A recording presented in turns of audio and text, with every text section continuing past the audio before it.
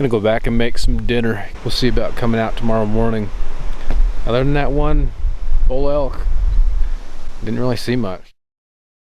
Some dinner tonight, making this trip easy. Mountain house, hot chocolate, listening to some Greed Bowman podcast, and getting inventive on how to get some light up.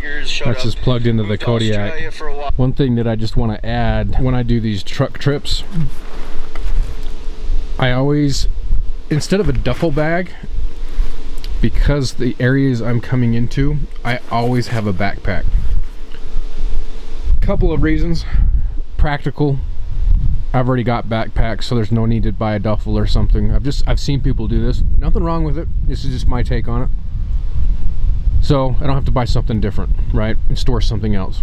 More importantly, the reason I do it is if the truck were to break down, if I couldn't get myself out using the vehicle, I have a method to get myself out on foot. The size of that moth. I mean, there's bigger ones out there, but it's a big guy.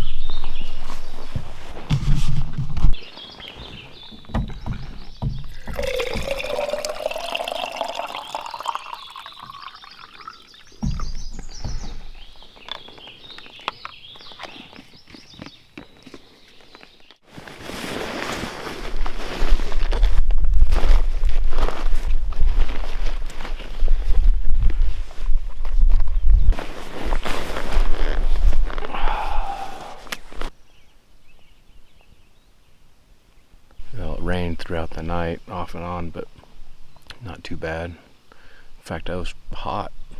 I had to crawl out of the sleeping bag last night. So we're roughly in the same spot, or I can see the same area. Now I'm just hoping to see some elk. Boy, I'd love to see that bull again.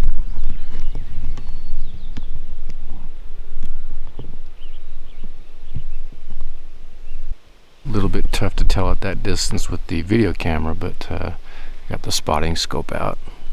Doe and a fawn, young fawn, just out there doing their thing. All right, I finally got an elk. It's way out there. Those are my landmarks. So if I come down right there, that isn't cow elk. Been watching her for a little bit now. She just kind of keeps coming in and out of those trees browsing. But yeah, it's cow elk, finally. Actually, there's a couple of cows, and looks like there's a couple of calves with them as well. See that little one right there in the middle of the screen. This gives you an idea of where I am. I'm on this hillside. Had to bust it down through all those spiky little caterpillars. Oh, I don't know if I mentioned, with all the moths last night, my guess is they are moth caterpillars. You can just see them everywhere. And if I just pan slowly, you can already see all of those. Alright, time to head back and get some breakfast.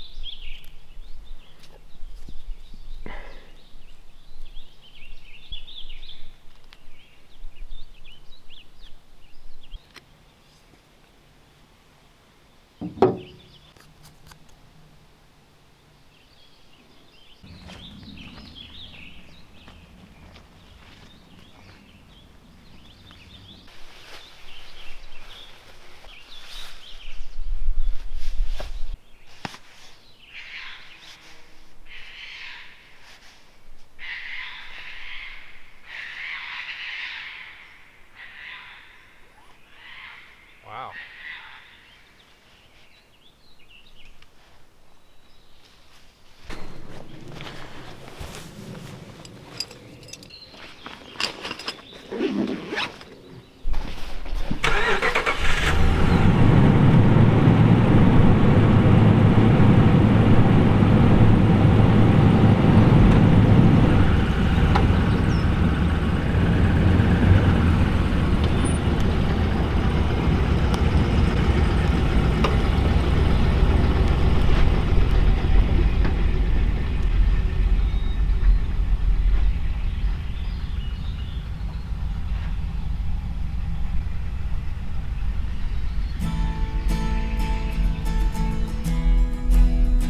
So this is one of my exit routes. I think there's a few of them that I could take to get down. So we'll take this one. It'll lead us back to a main road, and then we'll continue the loop. I'll head home.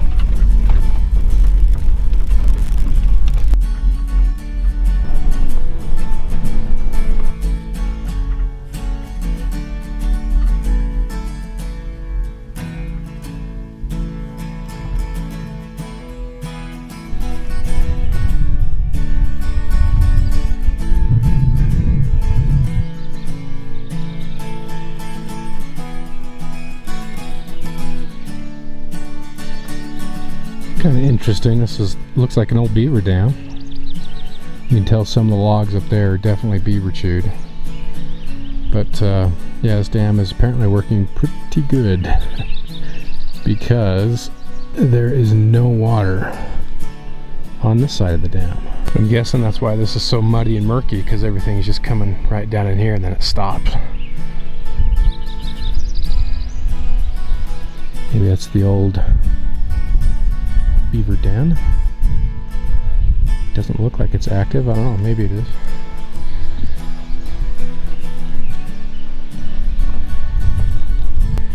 Subsequently, these are great areas to come down on the shore and look at tracks.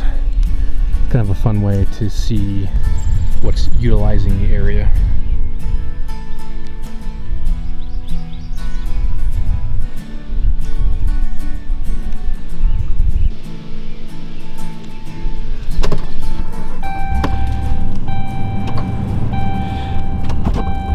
It's hard sometimes to stop and look at those things because you're always in such a hurry, but I like to slow down when I can and take a look at them and explore things a little bit. One of my favorite things to do. Just so often we're in such a hurry these days, it's hard to do anything.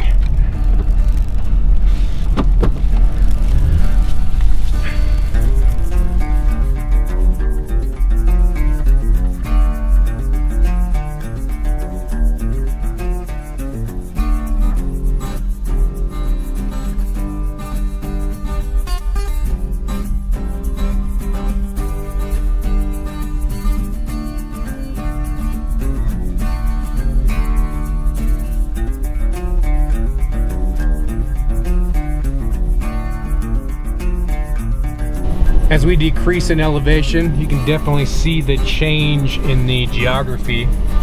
A lot more sagebrush down here. You don't see the pines anymore, just the aspen. Even the animals are changing. All right, we are nearing pavement here, so I think I'm gonna end it. Still got a long way to go actually to get home, but that was a fun little trip for sure. Thanks for coming along, guys. Appreciate it. We'll see you.